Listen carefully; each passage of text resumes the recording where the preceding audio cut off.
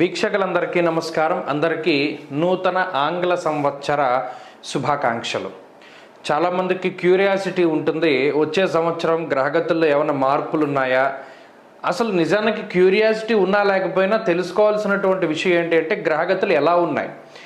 ఈ దీర్ఘ సంచార గ్రహాలను బట్టి చూసేటువంటి ఈ సంవత్సర ఫలితాల్లో ఈ 2025 సంవత్సరం జనవరి 1వ తారీఖు నుండి డిసెంబర్ 31 వరకు ఏ గ్రహాల తాలూకు అనుకూలత, ఏ గ్రహాల తాలూకు ప్రతికూలత మన మీద ఉంది అని తెలుసుకోవడం ద్వారా ఒక నిర్దిష్టమైనటువంటి ఒక ఆలోచన వస్తుంది. పలానా గ్రహం మనకు అనుకూలంగా ఉంది, పలానాది ప్రతికూలంగా ఉంది అని ఒక ఇయర్ని ప్లాన్ చేసుకోవచ్చు. ఉదాహరణకి గురువు అనుకూలంగా ఉన్నట్టయితే ఆ సంవత్సరంలో నూతన వస్తువులు, వాహనాదులు, ఉద్యోగంలో ఎదుగుదల, లేదా ఏదైనా ఇల్లు కట్టుకోవడము, సంతానం కలగడం, వివాహాది శుభకార్యక్రమాలు జరగడం, ఇటువంటి వాటి మీద ఎక్కువ ప్రభావాన్ని చూపిస్తారు. శనేశ్వరుడు అనుకూలంగా ఉంటే ఆర్థిక స్థితిగతులు మెరుగుపడుతూ ఉండడం, రాజకీయ లబ్ధి ఉండడం, జనాకర్షణ కలగడం, వ్యాపారాభివృద్ధి కలగడం, విదేశీయానం కలగడం, ఇటువంటివన్నీ కూడా జరుగుతాయి. రాహుకేతువుల అనుకూలత వల్ల కూడా చాలా రకాలైనటువంటి సమస్యలు, అటు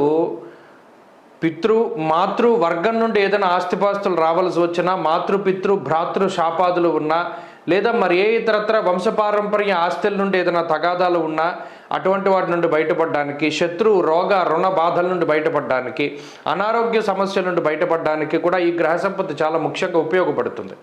కాబట్టి ఈ 3 కీలకమైన గ్రహాలు ఏ విధంగా యోగిస్తున్నాయి, ఈ సంవత్సరం ఒక విశేషమైనటువంటిది ఏంటి అంటే దాదాపుగా 3 దీర్ఘ సంచార గ్రహాలు కూడా మారుతూ ఉన్నాయి. ఎప్పుడు ప్రతి సంవత్సరం ఏమవుతుంది అంటే గురువు కానీ రాహువు కానీ ప్రతి సంవత్సరం గురుడు మారతారు, గురుడితో పాటు అప్పుడప్పుడు శని మారతారు, లేదా గురుడితో పాటు అప్పుడప్పుడు రాహువు మారతారు. ఈ సంవత్సరం ఏమవుతుంది అంటే 3 గ్రహాలు కూడా మారుతూ ఉన్నాయి. అంటే గురువు మే నెల 15వ తారీఖు దగ్గర నుండి మిథున రాశిలోకి ఆయన సంచారం చేస్తారు. శనేశ్వరుడు ఈ సంవత్సరం మార్చి 30వ తారీఖున కుంభరాశిని వదిలిపెట్టి మీనరాశికి వెళ్తారు. అలాగే రాహు మే 21వ తారీఖున మీనరాశిని వదిలిపెట్టి కుంభంలోకి వెళ్తారు. రాహుకేతువులు వక్రంలో ప్రయాణం చేస్తారు కాబట్టి వెనక్కి వెళతారు. సో ఒకే నెలలో 2 పెద్ద గ్రహాల మార్పు.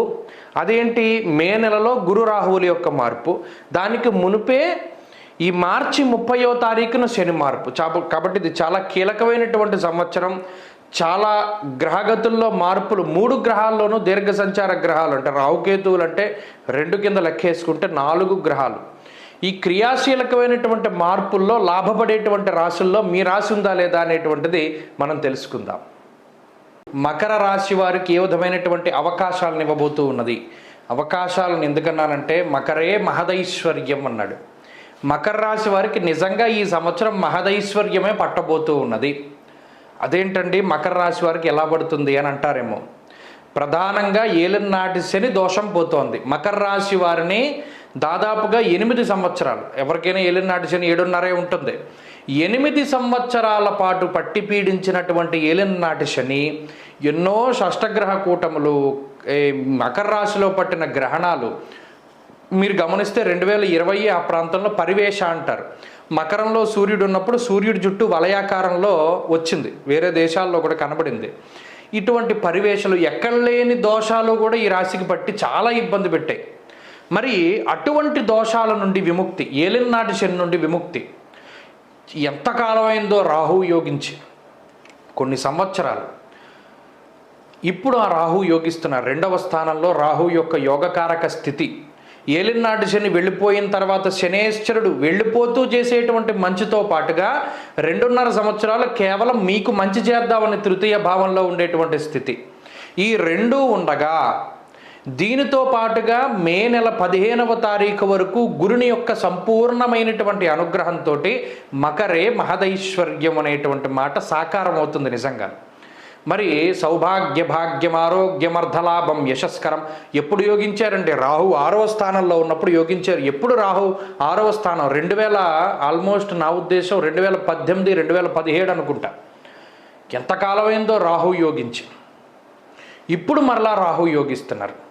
మరలా శనేశ్వరుడు యోగించి ఎంతకాలం అయింది? అబ్బో, ఎక్కడికి వెళ్ళిపోవాలో 11 ఏళ్ళకి వెళ్ళిపోవాలి.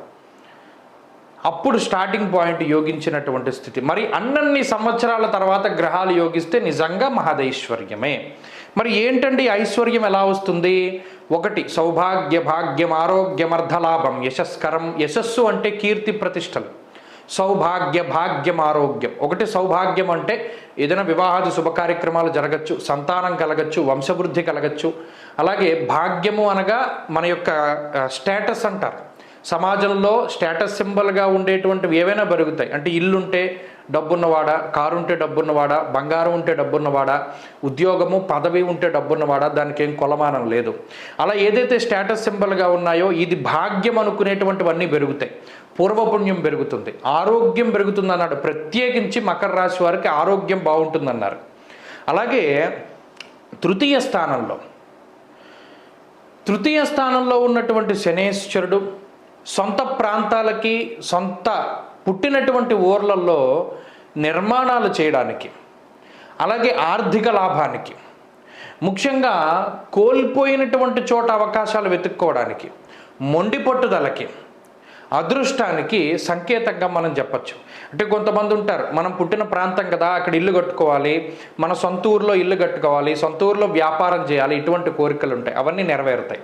అలాగే కొత్తగా వ్యాపారం చేసేయడం, లేదా కొత్తగా ఉద్యోగం కోసం వెతుక్కోవడం, ఇవన్నీ కూడా చక్కగా ఈజీగా సక్సెస్ అవుతాయి. అంటే ఇదివరకు ఏవైతే విషయాలన్నీ కూడా చాలా ఇబ్బందికరంగా ముందుకు సాగాయో ఇవన్నీ చాలా ఈజీగా చక్కగా పాజిటివ్గా ముందుకు సాగుతూ ఉంటాయి. ఎక్కడా కూడా లేట్ ఉండదు.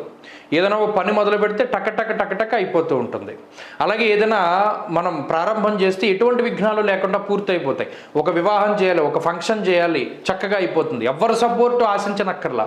మీరు తలపెడితే ఆ పనులన్నీ ఆటోమేటిక్గా అయిపోతాయి. ఆ సమయానికి ఎవడో ఒకడు వచ్చి సాయం చేస్తాడు, ఆ సమయానికి ఏదో ఒక రకంగా పని పూర్తి అయిపోతుంది. ఇలా ఒక చక్కటి వాతావరణం, మానసికమైనటువంటి ఆరోగ్యం, శారీరకమైనటువంటి ఆరోగ్యం, అలాగే చక్కటి పశుబాహుళ్యం. ఏదైతే మనం జంతువులు ప్రేమికులు ఉన్నారు, జంతువులను పెంచుకోవాలి, మన ఇంట్లో ఆవులను పెంచాలి, గేదెలు డైరీ ఫామ్ను పెట్టాలి, ఇలా ఏదైతే పశుబాహుళ్యానికి సంబంధించినటువంటి విషయాలు ఉన్నాయో అన్నీ కూడా సాకారమయ్యేటువంటి విషయాలు. తీర్థయాత్రలు చేయడం, దైవ దర్శనాలు చేయడం, మొక్కుబళ్ళన్నీ కూడా తీర్చుకుంటూ ఉండడం. పలానా కష్టకాలంలో భగవంతుడికి నేను ఈ మొక్కుబడి తీర్చుకోలేకపోయాను, నా కష్టం తీరింది కానీ తీర్చుకోలేకపోయాను, అటువంటి వారందరూ కూడా ఆ మొక్కుబళ్ళు తీర్చుకుంటూ ఉండడం.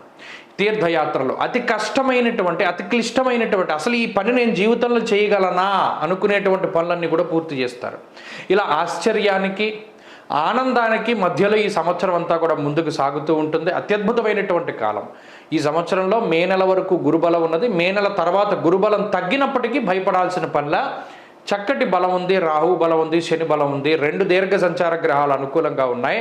కాబట్టి ఈ సంవత్సరం మొత్తం అటు చదువుకునేటువంటి వారికి, ఉద్యోగం చేసుకునేటువంటి వారికి, వ్యాపారం చేసుకునేటువంటి వారికి, విదేశాలకి వెళ్ళాలి, అక్కడ చదువుకోవాలి, ఉండాలి, అక్కడ స్థిరపడాలి, అక్కడ గుర్తింపు రావాలి, గుర్తింపు కార్డులు రావాలి, ఇటువంటి ఆలోచనలు ఉన్నవారికి, వైద్య విద్య కోసం ప్రయత్నం చేసేటువంటి వారికి, ప్రభుత్వ ఉద్యోగాల కోసం ప్రయత్నం చేసేటువంటి వారికి అందరికీ ఈ సంవత్సరం మహదైశ్వర్య ప్రాప్తి కలుగుతుంది. ఇది తథ్యము. కావాలంటే మీరు ఈ సంవత్సరం మొత్తం చూసుకోండి. బాగా లేకపోతే బాగాలేదనే చెప్తాను, బాగున్నప్పుడు బాగుందని ఒప్పుకోవాలి, చెప్పాలి. కాబట్టి మకర రాశి వారి స్థితిగతులు బాగున్నాయి. మరింత మంచి ఫలితాలు మీ జాతకంలో నిజంగా దశాంతర దశలు బాగుంటే మరింత రాజయోగం కలుగుతుంది. అలాగే గురుబలం మాత్రం తక్కువగా ఉన్నది కాబట్టి దాన్ని పెంచుకోవడానికై చక్కగా దేవగురు అయినటువంటి బృహస్పతి యొక్క ఆరాధన కానీ, లేదా ఆయన సమిధ రావి, ఆ రావి చెట్టు చుట్టూ ప్రదక్షిణలు చేయడం. ఎప్పుడు చేయాలో తెలిసిన అది కూడా శనివారం నాడే అశ్వత్థ వృక్షం అనగా రావి చెట్టును ముట్టుకోవడానికి మనకి అధికారం ఉంటుంది. శనివారం నాడు పొద్దున్న 5 to 6 మధ్యలో వెళ్ళి 11 ప్రదక్షిణలు చేసి చక్కగా రావి చెట్టుకు దండం పెట్టుకోండి. మరింత మంచి ఫలితాలు మకర రాశి వారికి వస్తాయి. స్వస్తి.